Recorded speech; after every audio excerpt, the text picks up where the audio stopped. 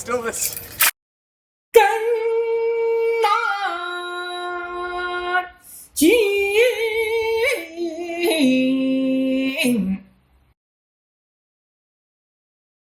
Greetings, I'm Aaron Balave, and this is Mitran Guandao Fa, the secretly transmitted methods of the Guandao, which is the silly name I have given to this YouTube series discussing all things Guandao.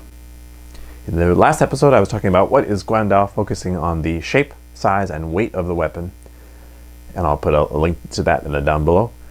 In this video I'm going to be talking about the different names given to the weapon. So we have lots of different names for this weapon. We have Guandao, we have yanyuedao, we have qinglong yanyuedao, we have chunqiudao, chunqiudadao, and then just plain old dadao.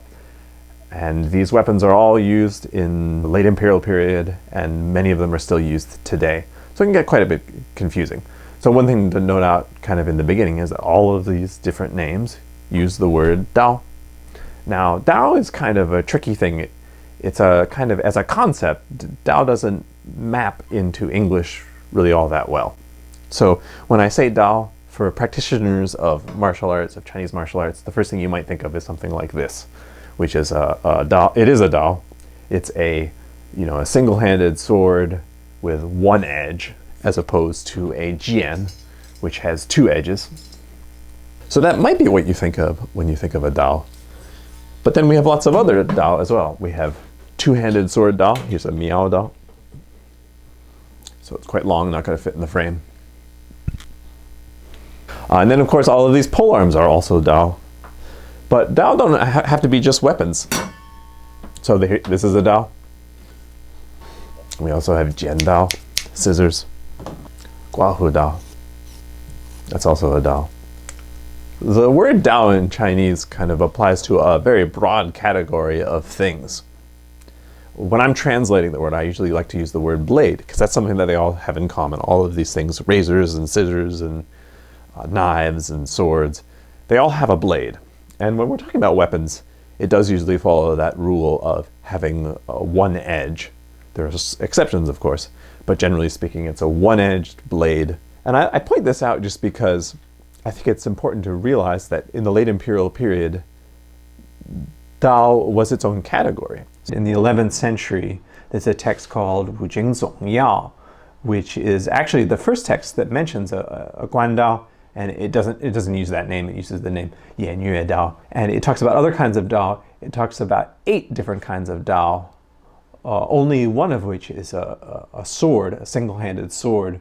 The rest of which are what we would call polearms. And then a later text in the late Ming, the Wubei, another military treatise.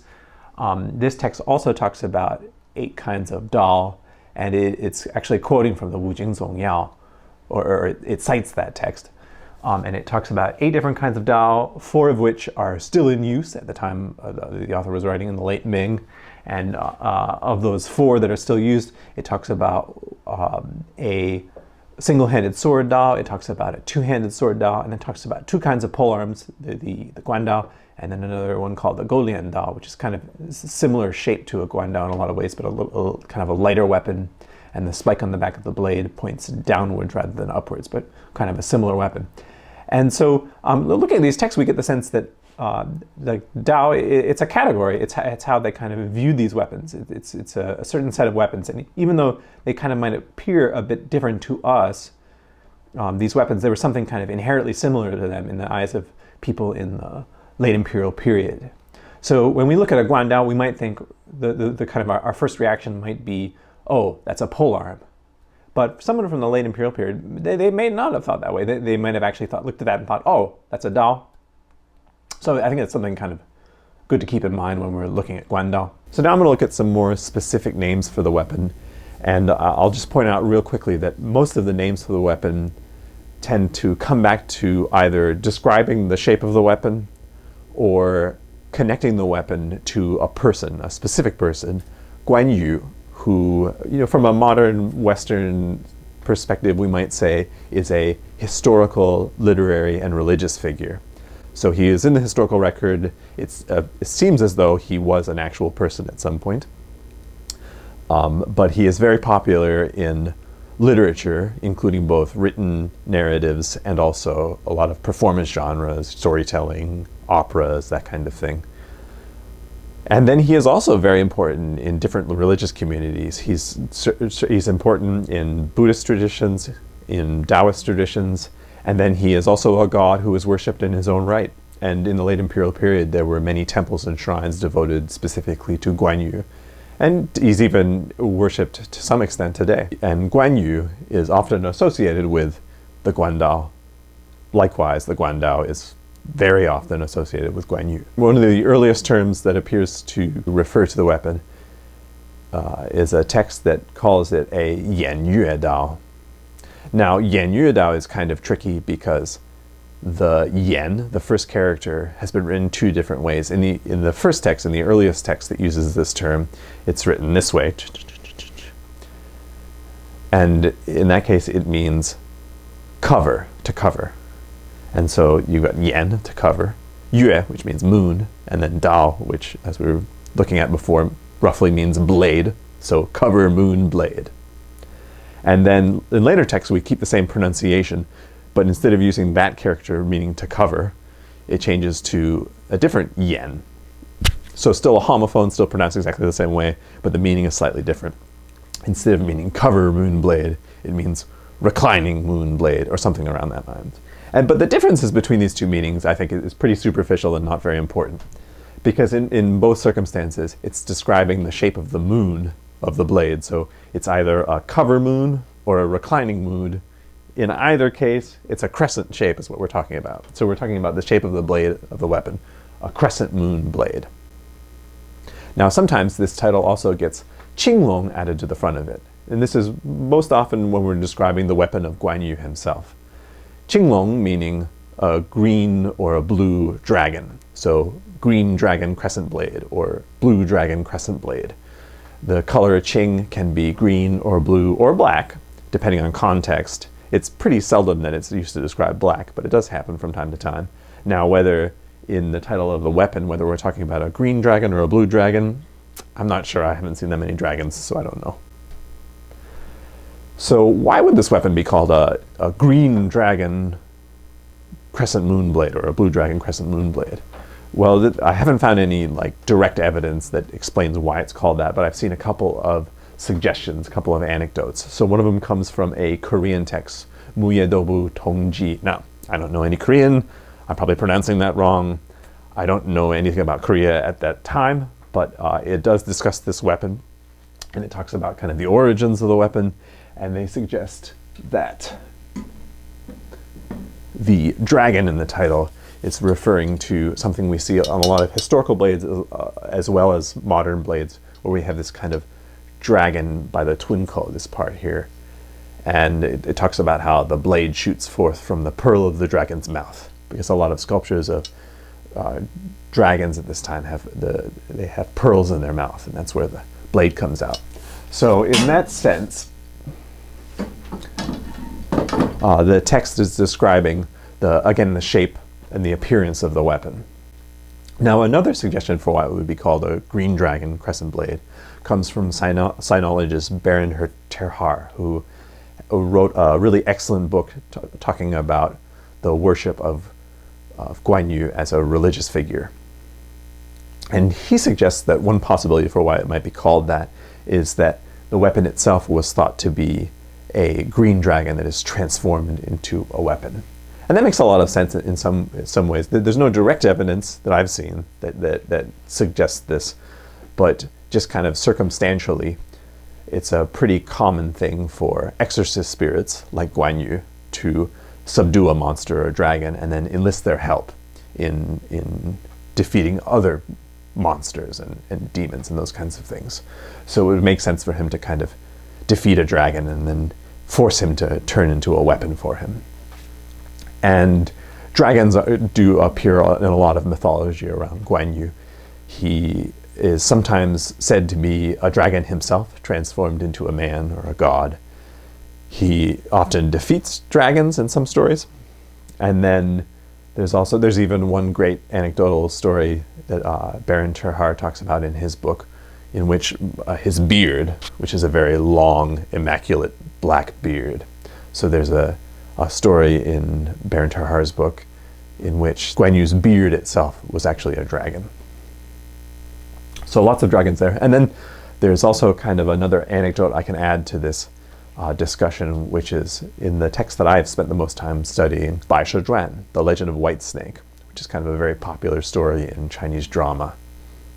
And so in this story, at the kind of the climax of the battle in the story, in which White Snake is fighting against the sinister Zen master Fa Hai. And so Fa Hai is having trouble defeating her, so he keeps asking for different magical weapons to fight her with, or these different relics to fight her with. And one of the weapons he asks for is the qinglong chenzhang. So a very similar name. So qinglong chenzhang and then qinglong yanyuedao. So the qinglong chenzhang is a green dragon Zen staff.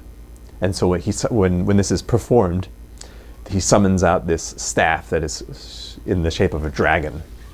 And the way they perform it is that he throws the staff to White Snake, and then White Snake does this elaborate martial arts routine where she sort of pretends that the staff is coming to life as a dragon, and she has to fight it.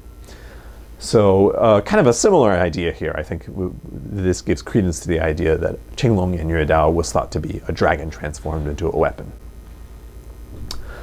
So another common name used for this weapon is the chunqiudao. This name appears in Qing texts as well. Chunqiu, this means spring and autumn, and it's kind of a common motif in Chinese culture, and maybe one of the most famous associations with Chunqiu, with spring and autumn, is the Spring and Autumn Annals, a very important Confucian text discussing kind of a war-torn period in early Chinese history.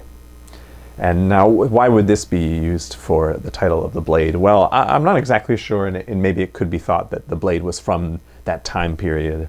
I haven't seen evidence of that's possibility. Another thing could be that this also could relate to the weapons associated with Guan Yu, because Guan Yu is a god of many things. He's a martial god, he's associated with rain, but one of the things he's associated with is reading the Spring and Autumn Annals, reading that text. So this could be another connection with Guan Yu.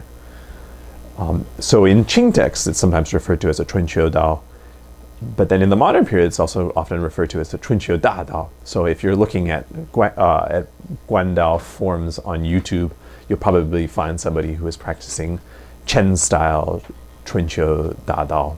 It's a pretty common one that shows up. So this weapon can also be called dadao without the chunqiu, just dadao. So da means big or great, and dao, as we're saying, means blade. This is where I've seen a lot of discussion from people who don't really know Chinese online talking about how dadao just means big knife. You know, that's a ridiculous name for a weapon like this. But dao does not mean knife. It can mean knife. It can also mean sword. It can also mean polearm. So, you know, that's just not a good translation.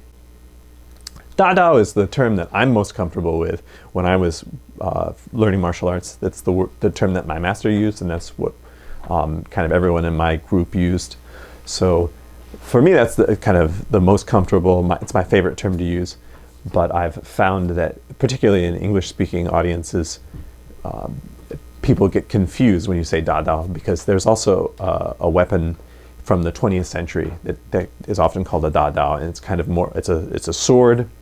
It's kind of, you know, very kind of saber-like. It usually has a ring pommel, and that's a very kind of popular weapon. So if you start talking about dadao, people often think you're talking about that, even if you're talking about a Guandao. So I've given up. I'm not calling it a dadao anymore when I'm talking in English. I'll go with the kind of the most common name in English that I've noticed, which is Guandao, and this one's an easy one to explain. Guan is the surname of Guan Yu. So you might translate that as Guan's blade or Lord Guan's blade. Guandao as a term is also used in the Qing period, but it doesn't appear to be all that common, at least in textual sources. Peter Decker at Mandarin Mansion, he points this out in his glossary entry on yanyuedao, which I highly recommend you check out. So the one issue I see with the term Guandao in English is that it's spelled a million different ways. So if you're looking for information on this sort online, be prepared to try a lot of different combinations of spellings. So the standard Hanyu pinyin, so the standard romanization for Guandao would be Guandao. And according to Hanyuda, which is basically the OED of Chinese, it should be one word. But you'll definitely see it online written as two words. Then it might also use an older romanization or kind of a less formal romanization. Maybe somebody's trying to translate it from Cantonese or some other dialect. So I've seen it spelled Kuandao or Kuantao or Kwandao or Kwantao.